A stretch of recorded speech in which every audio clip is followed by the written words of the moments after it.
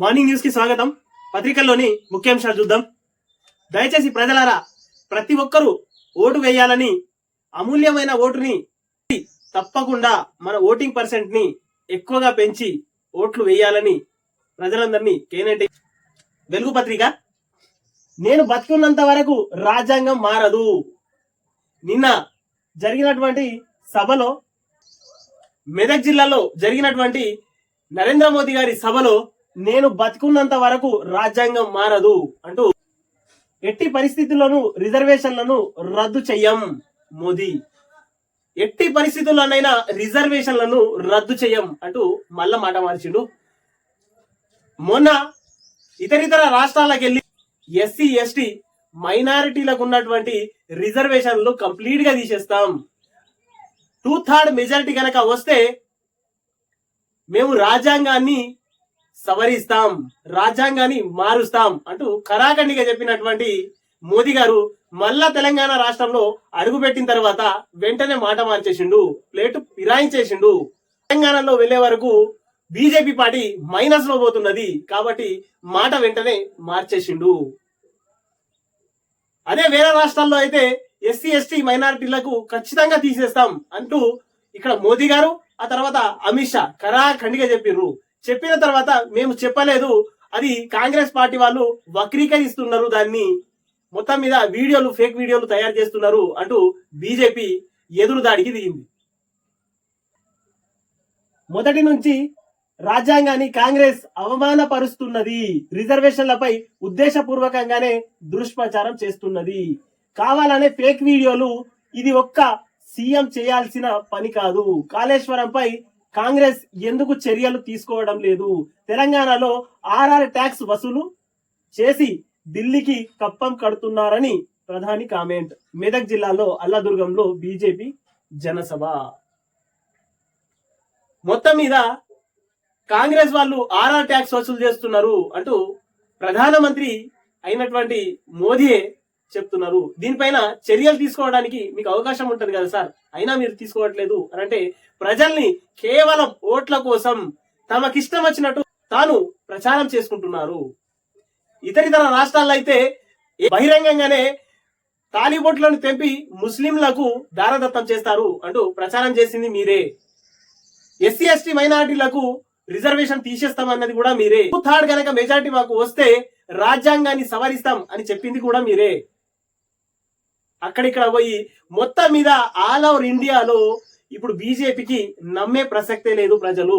కాబట్టే కాంగ్రెస్ పైన ఒంటికాలతో లేస్తున్నారు వీళ్ళు చేసినటువంటి ప్రచారం ఏంటంటే ఎస్సీ ఎస్టీ మైనారిటీల రిజర్వేషన్లు తీసేస్తాం, తాలిబొట్లను తెంపి ముస్లింలకు పంచుతారు అంటూ ప్రచారం వీళ్లకు మొత్తం మీద బెడిసికొట్టడంతో ప్లేటు ఫిరాయించేసి మొత్తం మీద మేము ఫేక్ వీడియోలు కాంగ్రెస్ పార్టీ తయారు చేసింది, ప్రచారం చేస్తుంది అంటూ మొత్తం మీద కాంగ్రెస్ పార్టీ మీద ఎత్తేసిండు. కాళేశ్వరం కాంగ్రెస్ ఎందుకు చర్యలు తీసుకోవడం లేదు? సార్, సెంటర్ లో మీరున్నారు, మీరెందుకు చర్యలు తీసుకోవట్లేదు? ఫస్ట్ తీసుకోవాల్సింది మీరే కదా. కాంగ్రెస్ వచ్చి 4 నెలలు అయింది. 4 నెలల నుంచి కేసీఆర్ చేసినటువంటి స్కీముల పైన అన్నిటినీ క్షుణ్ణంగా పరిశీలిస్తుంది. 10 సంవత్సరాల నుంచి మీరు వాళ్లకు సపోర్ట్ చేస్తున్నారు ఇక్కడ. కానీ వాస్తవానికి బీఆర్ఎస్ బీజేపీ ఒకటేనంటూ తెలంగాణ సమాజం అనుకుంటున్నది.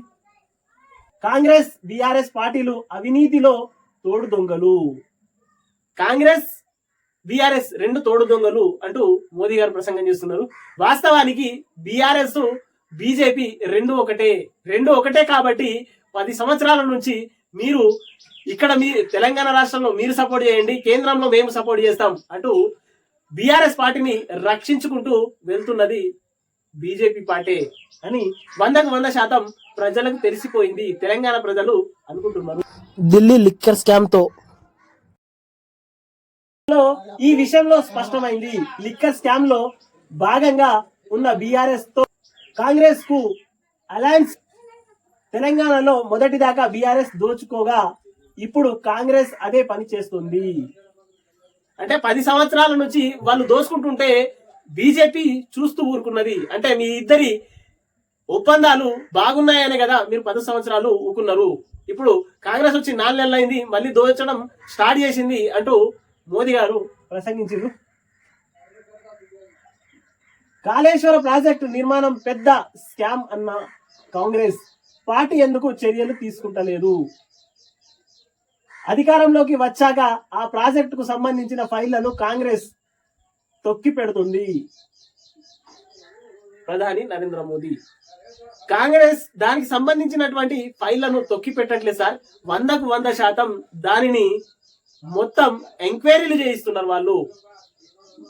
ఏ స్కీమ్ కు ఎంత కేసీఆర్ ఖర్చు పెట్టిండు, కాళేశ్వరానికి ఎంత ఖర్చు పెట్టిండు, ఆ తర్వాత సుందేళ్లకు ఎంత ఖర్చు పెట్టిండు, మేడిగడ్డకి ఎంత ఖర్చు పెట్టిండు అని క్షుణ్ణంగా పరిశీలిస్తున్నారు. ఇన్వెస్టిగేషన్ జరుగుతున్నది సార్. మీలాగా 10 సంవత్సరాలు అలైబలై చేసుకొని వాళ్ళు తిరగలేదు.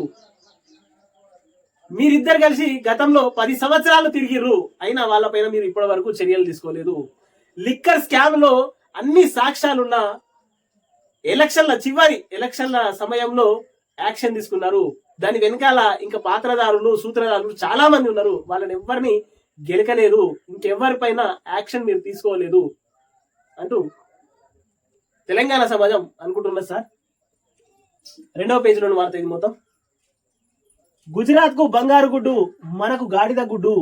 మోదీ 10 ఏళ్లలో తెలంగాణకు ఇచ్చిందేం లేదు, సీఎం రేవంత్ రెడ్డి.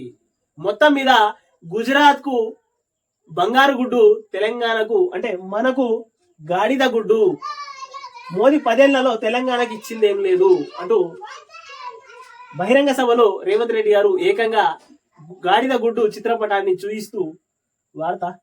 బీజేపీ మళ్లీ గెలిస్తే రిజర్వేషన్లు రద్దు, ఎస్సీ ఎస్టీ మైనారిటీలపై సర్జికల్ స్ట్రైక్. బీసీ గుణగణలను మోదీ వ్యతిరేకిస్తున్నారు. బీజేపీ బీఆర్ఎస్ మధ్య చీకటి ఒప్పందం. ఎన్నికల తర్వాత బీజేపీతో కేసీఆర్ పొత్తు పెట్టుకుంటారు.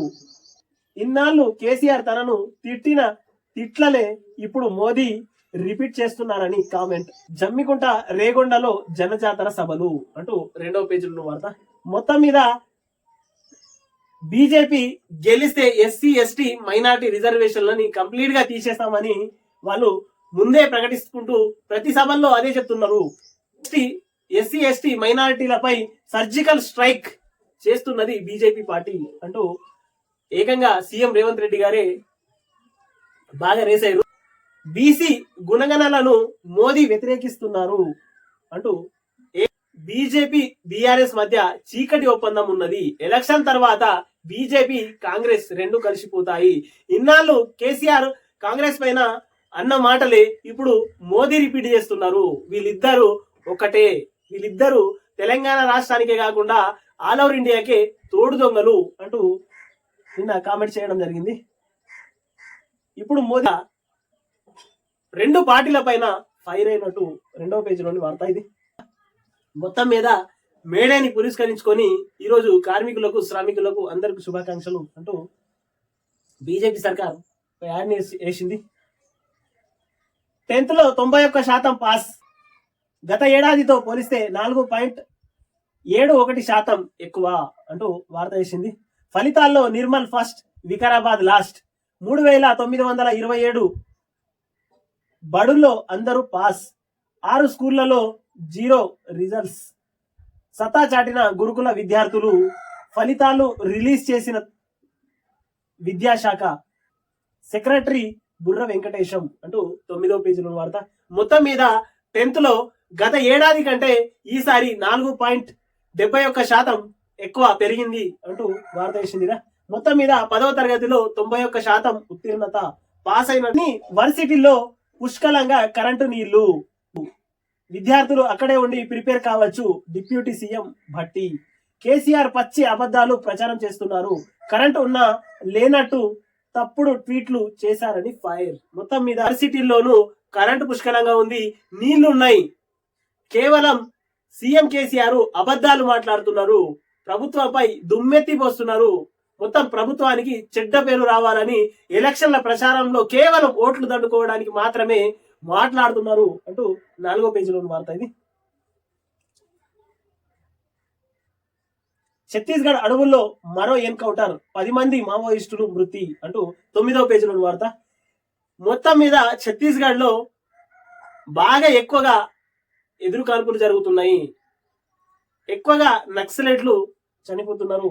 దాదాపు ఒక 3 నెలల్లోనే మొన్న 74 ప్లస్ మళ్ళీ 10 80 80కి పైగా అక్కడ మావోయిస్టులను హతం చేసినట్టు వార్తలు. మృతుల్లో కమాండర్ మరో కీలక నేత, 3 మహిళలు. ఉదయం నుంచి మధ్యాహ్నం వరకు కొనసాగిన కాల్పులు. బస్తార్ డివిజన్ లో నారాయణపూర్ జిల్లాలో ఘటన.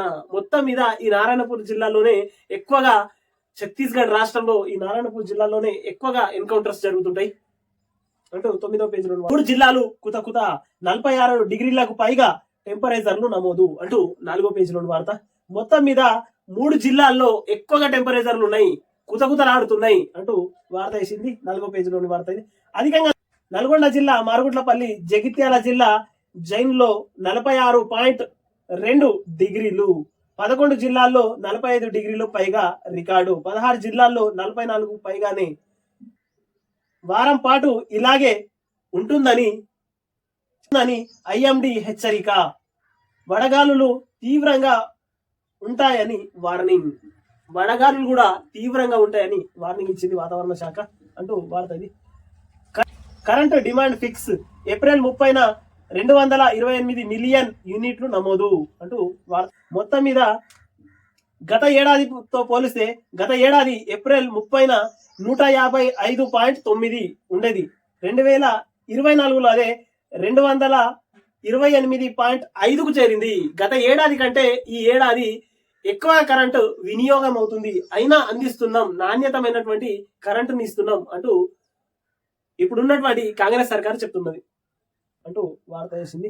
మొత్తం మీద తెలంగాణ రాష్ట్రంలో పవర్ కట్ అనేది లేదు, కానీ కొన్ని నియోజకవర్గాల్లో అక్కడక్కడ ఏవైతే బీఆర్ఎస్ కు సంబంధించినటువంటి రాజకీయ నాయకులు ఎమ్మెల్యేగా కొనసాగుతున్నారో ఆ ఏరియాలో కరెంట్ ని కటింగ్ చేస్తూ ఈ ఎన్నికల ముందు కాంగ్రెస్ పార్టీ కరెంట్ కూడా సరిగా ఇవ్వట్లేదు అంటూ దుష్ప్రచారానికి ఎగబడుతున్నారు. తెలంగాణ రాష్ట్రంలో నియోజకవర్గాల్లో ఏదైతే బీఆర్ఎస్ పార్టీ గెలిచినటువంటి నియోజకవర్గాలు ఏవైతే ఉంటాయో ఆ నియోజకవర్గాల్లో ఈ కరెంటు కోతలను అక్కడ కావాలనే చేస్తున్నారు అంటూ వార్తలు. తెలంగాణ రాష్ట్ర సతాయిస్తున్నారు అంటే కాంగ్రెస్ పార్టీ కరెంట్ కరెక్ట్ గా ఇవ్వట్లేదు అంటూ ఒక దుష్ప్రచారానికి ఎగబడ్డారు. దీనిపైన రాష్ట్ర కాంగ్రెస్ అతి తొందరగా దృష్టి పెట్టి ఆ బీఆర్ఎస్ లీడర్లు ఏ ఏ స్థానాల్లో గెలిచారో ఆ స్థానాల కరెంటు పైన దృష్టి పెట్టాలని తెలంగాణ ప్రజలు, ఆ నియోజక ప్రజలు కోరుకుంటున్నారు అంటూ వార్తలు. మొత్తం మీద మా బాన్స్వాడ నియోజకవర్గానికి సంబంధించినంత వరకు కరెంటు ఎక్కువగా తీసేస్తున్నారు. దయచేసి ఇలాంటి కాన్స్టిట్యున్సీల పైన తెలంగాణ సర్కార్, కాంగ్రెస్ సర్కార్ వెంటనే దృష్టి పెట్టి ఆ కరెంటు సమస్యలను వెంటనే పరిష్కరించాలని కోరుకుంటున్నది ఈ కేఎన్ఎన్ టీవీ.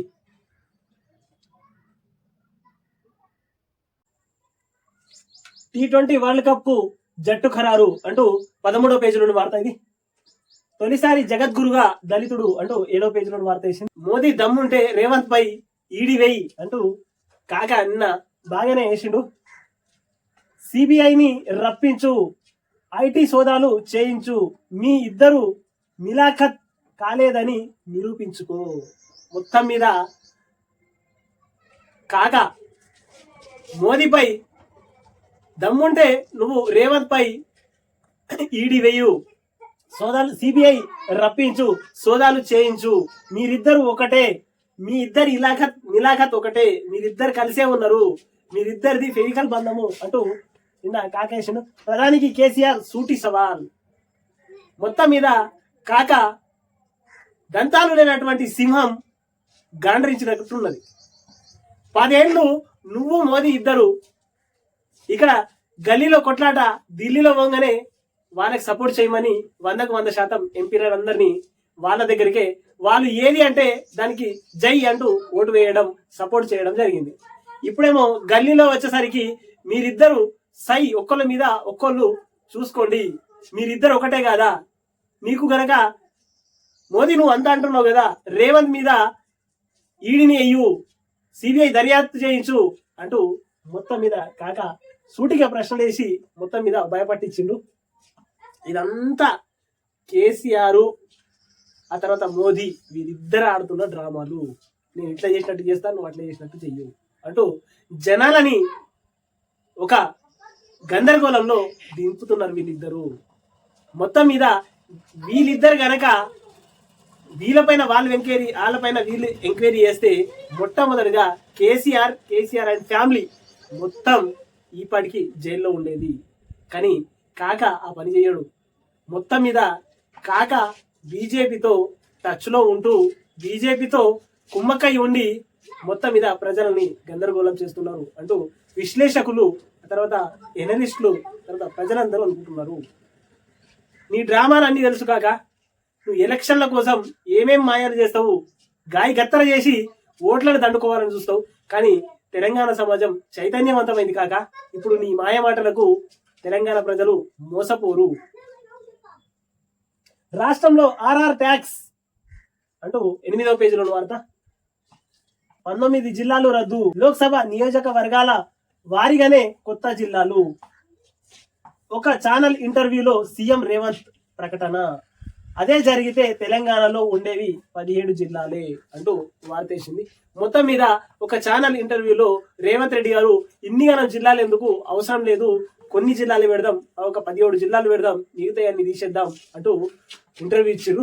ఆ తీసేసి జిల్లాల పేర్లు ఆసిఫాబాద్, జనగామ, మంచిర్యాల, హనుమకొండ, నిర్మల్, ములుగు, జగిత్యాల, సంగారెడ్డి, సిద్దిపేట, జోగులాంబ, గద్వాల్, కొత్తగూడెం, కామారెడ్డి, సూర్యాపేట, రంగారెడ్డి, సిరిసిల్ల, భూపాలపల్లి, వికారాబాద్, నారాయణపేట, వనపర్తి. ఈ 19 జిల్లాలను తీసేయడానికి అవకాశం ఉంది అంటూ ఆయన ఒక టీవీ ఛానల్లో ఇంటర్వ్యూ ఇవ్వడం జరిగింది. దాన్ని పత్రికల్లో వేసింది నమస్తే తెలంగాణ పత్రిక. 8వ పేజీలోని వార్త ఇది. రేవంత్ నీ బోనస్ వద్దు, రైతు బంధు వద్దు, ఫస్ట్ వడ్డు కొను అంటూ 11వ పేజీలోని వార్త ఇది. రైతు బంధు రివర్స్ అంటూ 11వ పేజీలోని వార్త. రైతు బంధు నాకే రాలే అంటూ తుమ్మల నాగేశ్వరరావు గారు అంటున్నటువంటి పేజీలోని వార్త ఇది. కేసీఆర్ ఇంటిపై వాలిన కాకి నా ఇంటిపై వాలొద్దు అంటూ 10వ పేజీలో కాకి వాలొద్దని గద్దల్ని ఎత్తుకపోతున్నావు, బీఆర్ఎస్ నేత కాంగ్రెస్ లో ఎందుకు చేర్చుకుంటున్నావు అంటూ 10వ పేజీలో వార్త. గతంలో కూడా మీరు అప్పనంగా కాంగ్రెస్ లో ఉన్నటువంటి ఎమ్మెల్యేలను సంతలో గొర్రెలను కొన్నట్టు కొన్నారు మీరు. ఇప్పుడు ఇక్కడ ఉన్నటువంటి రేవంత్ రెడ్డి గారు కాంగ్రెస్ ప్రభుత్వం తెలంగాణలో కొలువుగానే అక్కడి నుంచి జంపు జినానీలుగా వస్తున్నారు. వీళ్ళు కొనట్లేదు. వచ్చిన వాళ్ళను కూడా సంజాయించి రేవంత్ రెడ్డి గారు ఇప్పుడే అవసరం లేదండి, మీ నియోజకవర్గాలకు మా ఎమ్మెల్యేలు ఎలాగైతే వస్తాయో మీ నియోజకవర్గాలకు కూడా అలాగే తీసుకోండి, కాకపోతే దయచేసి మీరు ఇక్కడ రాకండి అని ఫస్ట్ రిక్వెస్ట్ చేసిండు. ఆ తర్వాత బీఆర్ఎస్ నుంచే ఎమ్మెల్యేలు 10 సార్లు అంటే ఎక్కువ సమయాల్లో ఎక్కువ సార్లు సీఎం రేవంత్ రెడ్డి గారిని కలిసి ఆయనకు ధన్యవాదాలు తెలుపుతామంటూ పేపర్లో వచ్చినటువంటి ప్రకటనల ప్రకారం మేము చేరట్లేదు అంటూ పేపర్లలో ఇచ్చుకుంటూ లోపల మేము వస్తాము అంటే రేవంత్ రెడ్డి స్వయంగా అవసరం లేదండి, మీరు రావాల్సిన అవసరం లేదు, ప్రజల కోసం మీరు పనిచేయండి అంటూ హితవు చేశారు. చాలా సమయాల్లో ఆయన ప్రతిపక్షాల నుంచి వచ్చే లీడర్లని ఎమ్మెల్యేలని తీసుకోము అంటూ చాలా సార్లు చెప్పారు. కానీ మీరు పదే ఇదే అంటున్నారు కాబట్టి మొన్న రేవంత్ రెడ్డి గారు మొత్తం గేట్లే తెరిచినాం, ఇప్పటి నుండి ఎవరు వస్తారో రండి తీసుకుంటాం అంటూ గేట్లు తెరిచినాం అని చెప్పంగానే కనీసం ఒక 25 నుంచి 30 మంది రేవంత్ రెడ్డికి ఆ తర్వాత కాంగ్రెస్ పార్టీలో ఉన్నటువంటి బడా నేతలకు అందరూ టచ్ లో వచ్చిర్రు. ఈ వార్త తెలియంగానే కాకకు ఆగ మేఘాల మీద కాక ఆయన స్వయంగా మీ కాంగ్రెస్ నుంచి బీఆర్ఎస్ పార్టీలోకి 20 మంది టచ్ లో ఉన్నారు, మీరు ఆగండి అని కాక చెప్పిండట. కాక ఎప్పుడైనా ఆగుమని చెప్తాడా? అచ్చటోళ్ళని అందరిని గుంజుకోవాలని చూస్తాడు. కానీ ఇప్పుడు రివర్స్ అయిపోయింది. కాక దగ్గర నుంచే 25 నుంచి 30 మంది వరకు కాంగ్రెస్ లో టచ్ ఉన్నారు. వాళ్ళు ఎప్పుడు ఎగిరిపోతారో తెలియదు, గంపగుత్తగా ఎగిరిపోతారు వాళ్ళు అంటూ విశ్వసనీయ సమాచారం ఇది. ఆ తర్వాత ఈ 20 మంది ఎవరైతే ఉన్నారో కాక ఎంత వాళ్ళను బుజ్జగించి ఎంత ఏం చేసినా ఎన్ని మీటింగ్లు పెట్టినా ఎవరో ఒక 4-5 డుమ్మలు కొడుతున్నారు, రావట్లేదు. దీనికి సంబంధించినంత వరకు ఇక కాక అనుకున్నాడు. ఇది ఇట్లా కాదు, ఉల్టా చెప్తే ఓరు అంటూ కాకనే స్వయంగా 25 మంది కాంగ్రెస్ నుంచి మా దగ్గరికి వస్తున్నారు అంటూ ఎదురుదాడికి దిగినట్టు వార్తలు. ఇంతకు ముందు ఒక వారం 10 రోజుల నుంచి మనం అదే వరుసగా చూస్తున్నాం. ఇప్పుడు కాక రోడ్ షోలతో కొద్దిగా బిజీగా అయ్యి మొత్తం మీద ఓట్లను దండుకోవడానికి కొత్త పథకాలను రూపొందిస్తాడు కాక. ఏదైనా సరే ప్రజల్లో గాయగత్తర చేసి ఓట్లను దండుకోవడానికి ప్రయత్నిస్తాడు. కానీ ఇక్కడ వచ్చేసరికి తెలంగాణ ప్రజలు 10 సంవత్సరాల కింద ఉన్నటువంటి ప్రజలు కాదు కాక, మొత్తం మీద 100% అప్డేట్ అయిపోయారు అంటూ ఎన్నికల తర్వాత థార్ ఫ్రంట్ కు ఛాన్స్ అంటూ 3వ పేజీలో వెళ్తుంది. మొత్తం మీద తెలంగాణ కాదు, ఆల్ ఓవర్ ఇండియా మొత్తం మీద కాంగ్రెస్ పార్టీ భారీ మెజారిటీతో పిఎం అవ్వబోతున్నారు అంటూ విశ్వసనీయ సమాచారం. ఇది తెలుసుకున్న బీజేపీ పార్టీ మోదీ గారు వెంటనే స్పందించి దీన్ని తిప్పికొట్టాలని అబ్కే బార్ 400 సీట్ అంటూ ఒక వార్తల్ని హైలైట్ చేయడానికి ప్రయత్నిస్తున్నారు. కానీ వాట్సాప్ గ్రూప్లలో, సోషల్ మీడియాలో తప్ప ఎక్కువ మెజారిటీ వస్తున్నది ఏదైతే కూటమి, మహాకూటమి ఏదైతే ఉందో కూటమికి బలం పెరుగుతున్నది, కూటమికి ఎక్కువ సీట్లు వస్తున్నాయని ఎప్పుడైతే మోదీ గారికి తెలిసిందో తెలియంగానే వెంటనే అప్డేట్ అయ్యి రాష్ట్రానికి ఒక్కొక్క రాష్ట్రానికి వెళ్ళి ఒక్కొక్క మాటలు మాట్లాడుతున్నారు. ఆ రాష్ట్రంలోని అన్ని విషయాలపై చర్చించి ఆ రాష్ట్రానికి సంబంధించినంత వరకు హామీలను ఇచ్చుకుంటూ వెళ్తున్నారు. ఏ రాష్ట్రం జరుగుతుంది అంటూ వార్త. 10వ తరగతిలో పెరిగిన ఉత్తీర్ణత శాతం అంటూ 8వ పేజీలోని వార్త. ఓటుకు నోటు కేసు బదిలీపై ఎల్లుండి విచారణ అంటూ 8వ పేజీలోని వార్త. కడియం తెల్లంకు హైకోర్టు నోటీసులు అంటూ 11వ పేజీలో. 10 మంది నక్సల్స్ మృతి అంటూ 7వ పేజీలోని వార్త. ఏప్రిల్ ఎండలు రికార్డు బద్దలు అంటూ 10వ పేజీలోని వార్త. ఇది కోవిషీల్డ్ పై ఆందోళన వద్దు అంటూ 12వ పేజీలోని వార్త. సమస్యలుంటే తొలి డోస్ తర్వాతే బయటపడాలి, 3 ఏళ్ల తర్వాత ప్రమాదాలు వచ్చే ఛాన్స్ లేదు, డాక్టర్ ఎంఎస్ఎస్ ముఖర్జీ అంటూ మొత్తం మీద కోవిషీల్డ్ తీసుకున్న వారు ఎవరైతే ఉన్నారో వాళ్ళు చింతించాల్సిన అవసరం లేదు. ఏమైనా 3 ఏళ్ల తర్వాత ప్రమాదాలు వచ్చే ఛాన్స్ లేదు, వస్తే కనుక 1 సంవత్సరం లోపు 2 సంవత్సరం లోపే వస్తాయి, 3 ఏళ్ళు దాటింది కాబట్టి వచ్చే ఛాన్సే లేదు అంటూ డాక్టర్ ఎంఎస్ ముఖర్జీ అంటూ 12వ పేజీలో వార్త. ఇది K9 టీవీని సబ్స్క్రైబ్ చేయండి, షేర్ చేయండి, కామెంట్లు పెట్టండి. దయచేసి ఓట్లు వేయడం మాత్రం మర్చిపోవద్దు. ఎవరి ఓటు వాళ్ళు 100కు 100% వెళ్ళి ఓటు హక్కుని వినియోగించుకోవాలని ప్రజల్ని ప్రార్థిస్తూ మీ K9 టీవీ.